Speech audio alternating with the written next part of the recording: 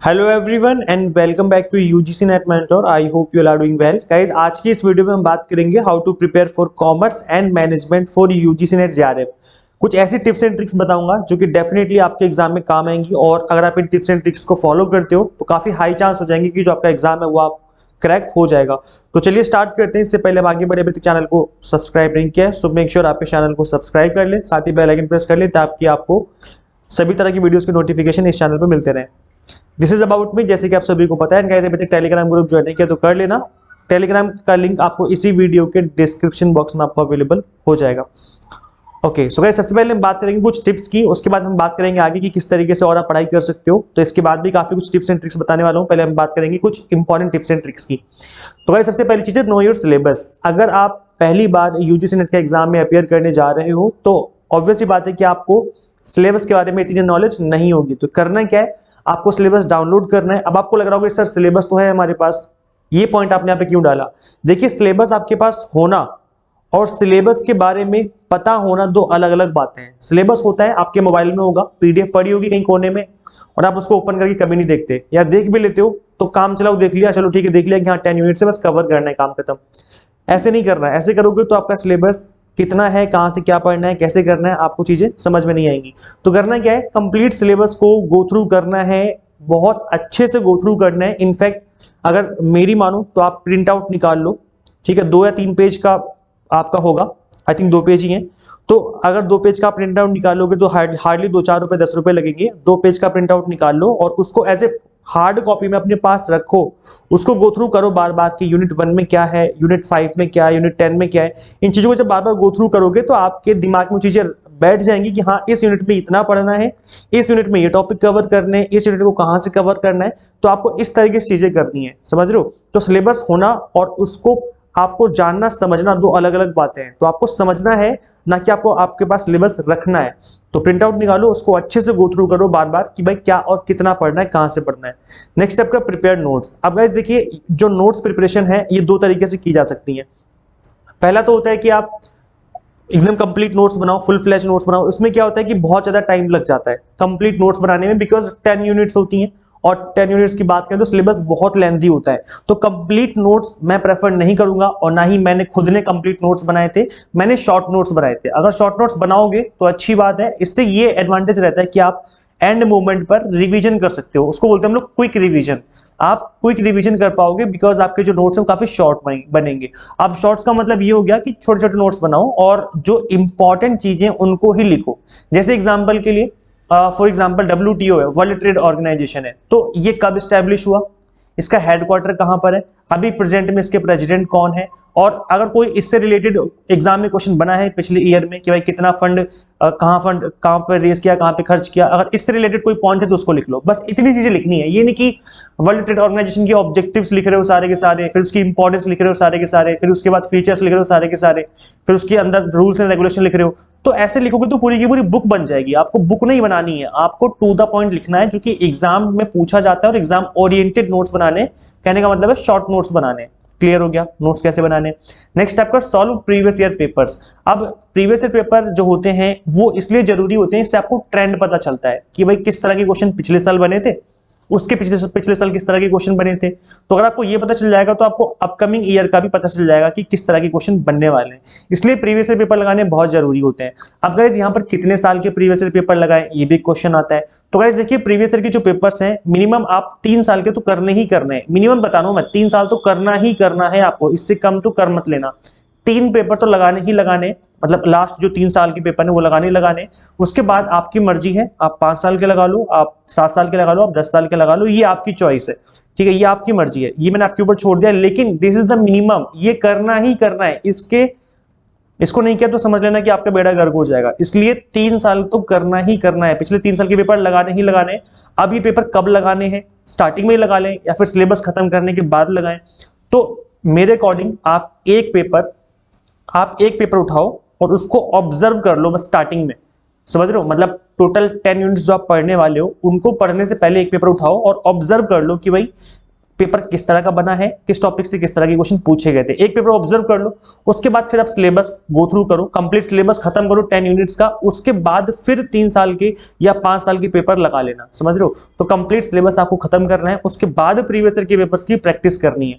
तो ये आपका एक माइंड ब्लोइंग तरीका होगा पढ़ाई करने का, यहाँ पर प्रीवियस ईयर पेपर्स को लगाने का। तो मैंने क्या बोला कि स्टार्टिंग में इस 10 यूनिट के सिलेबस को स्टार्ट करने से पहले आप किसी भी एक साल का एक पेपर उठा लो, चाहे 2020 का, 21 का, 19 का, कोई से भी पेपर उठा लो, उसको बस ऑब्जर्व करो। ये नहीं उसको बस कि करनी बैठ जाओ कि एक पॉइंट पढ़ना है, नहीं, उसको ऑब्जर्व कर लो। कंप्लीट जितने भी 100 क्वेश्चन होते हैं उनको एक बार ऑब्जर्व कर लो कि भाई कहां से किस तरह के क्वेश्चन बने हैं, देन उसके बाद पढ़ना स्टार्ट करो 10 यूनिट्स के सिलेबस को। जब आप पढ़ रहे होगे तो आपका माइंड कहने की जो है इन चीजों की तरफ लेकर के जाएगा कि क्वेश्चन इस तरह से बनते हैं और आपको इस तरह के क्वेश्चन पढ़ने चाहिए, समझ रहे हो। और देन उसके बाद जब कंप्लीट 10 यूनिट्स हो जाएं और 10 यूनिट्स कंप्लीट करने के बाद फिर उसके बाद आप कंप्लीट जितने भी करने हैं आपको 5 साल 10 साल उनको उन पेपर्स को लगा लेना, तो एकदम बेस्ट रहेगा आपके लिए, अच्छे से प्रिपरेशन हो जाएगी। अब ये जो प्रीवियस ईयर के पेपर हैं कॉमर्स के भी एंड मैनेजमेंट के, ये आप अवेल कर सकते हो हमारी एंड्रॉइड ऐप से। यूजीसी नेट मेंटर के नाम से एंड्रॉइड ऐप है, मैं आपको दिखा देता हूँ कहाँ पे कैसे मिलेगी आप। ये यूजीसी नेट मेंटर के नाम की एंड्रॉइड ऐप है, गूगल प्ले स्टोर से आप इंस्टॉल कर लेना। यहाँ पर आपको प्रीवियस ईयर के पेपर मिल जाएंगे कंप्लीटली फ्री में। पिछले 3 साल के पेपर मैंने डाले हुए हैं, 3 साल के तो आप यहाँ से डाउनलोड कर सकते हो, बाकी मैं अरेंज करवा दूंगा फ्यूचर में, अगर हो जाएंगे मुझसे अरेंज तो मैं यहाँ पर डाल दूंगा और फ्यूचर में क्वेश्चन पेपर। तो इस तरह से आप क्वेश्चन प्रीवियस ईयर के पेपर अवेल कर सकते हो। और मैं बता दूं कि जो हमारी ऐप में क्वेश्चन पेपर है उसमें आंसर भी है, मतलब आंसर के साथ आपको मैंने क्वेश्चन पेपर अवेलेबल करवा रखे हैं। क्वेश्चन पेपर तो आपको अवेलेबल हो जाएंगे यूजीसी की वेबसाइट से, बट वहां पर आंसर नहीं होते हैं, तो मैंने आंसर के साथ अपनी ऐप में चीजें अवेलेबल करवा रखी हैं, वो भी फ्री में आप डाउनलोड कर सकते हो। एटलीस्ट प्रीवियस ईयर पेपर तो आप फ्री में डाउनलोड कर सकते हो, वो तो फ्री में अवेलेबल है। नेक्स्ट आपका टाइम मैनेजमेंट। आप गाइस देखिए टाइम मैनेजमेंट का क्या मतलब है। टाइम मैनेजमेंट का मतलब है कि आपको डेली बेसिस पर पढ़ना है, ये नहीं करना कि आप सुबह से लेकर शाम तक बिजी हो। देखो हर किसी की लाइफ कहने की बिजी होती है, ऐसा है तो है नहीं कि हर बंदा फ्री बैठा हुआ है, हर बंदा कहने की बिजी है। अब इस बिजी शेड्यूल में आपको अपना टाइम निकालना है स्टडी के लिए, मिनिमम आपको 2 घंटे देने, this is the minimum time बता रहा हूं मैं, इतना तो आपको देना ही है, this is the minimum time. Maximum आप 3 घंटे 4 घंटे 5 घंटे 6 घंटे 12 घंटे 25 घंटे 40 घंटे कितने भी दे दो एक दिन में, एक दिन में इतने तो दे नहीं पाओगे, लेकिन मिनिमम आपको 2 देनी पड़ेंगे। This is the minimum time जो आपको देना है डेली बेसिस पे।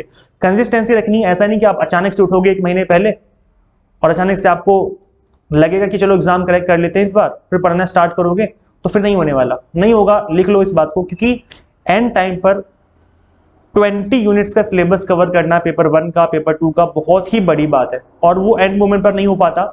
आप कितने भी कोशिश कर लो, एक लक की बात होती है कि हो जाए तो हो जाए, लेकिन मतलब बहुत हाई चांस होती है कि नहीं हो पाएगा।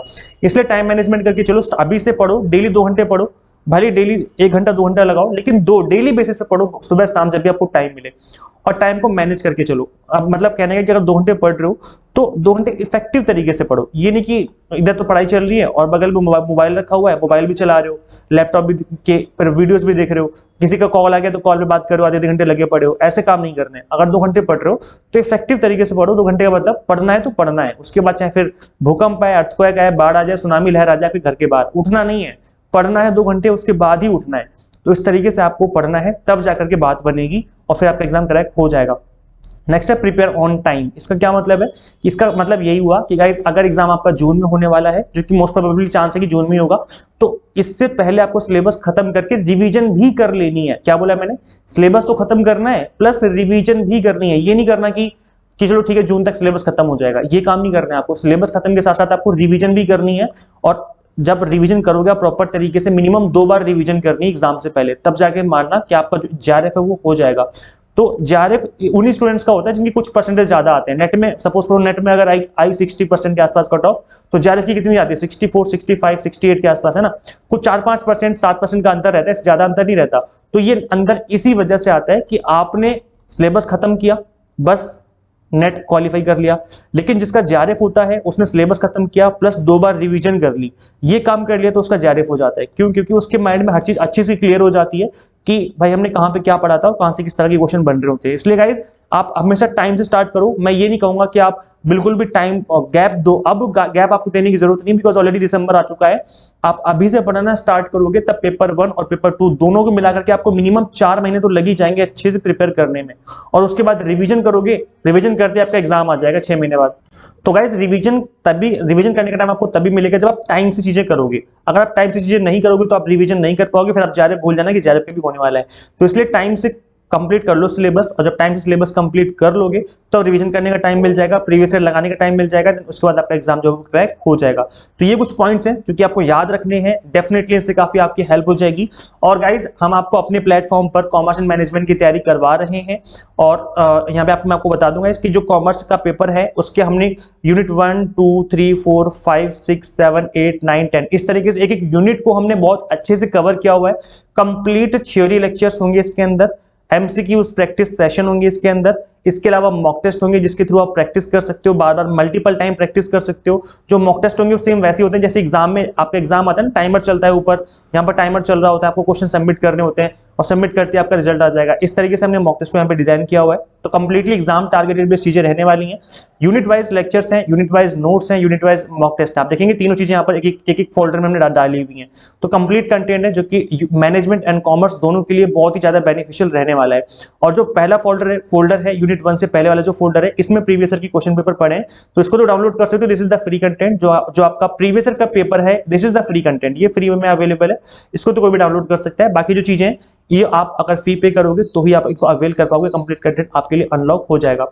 सो guys, in order to score good marks you need to do target based study. और यहाँ पर गाइस हम आपको टारगेट बेस्ड स्टडी ही करवा रहे हैं। कॉमर्स का इतना बड़ा सिलेबस है, आप इधर उधर की चीजें पढ़ते रहोगे तो एग्जाम क्रैक नहीं होने वाला। अगर एग्जाम टारगेटेड पढ़ोगे तो डेफिनेटली एग्जाम क्रैक हो जाएगा। और यहाँ पर हम आपको एग्जाम टारगेटेड बेस्ड प्रिपरेशन ही करवा रहे हैं।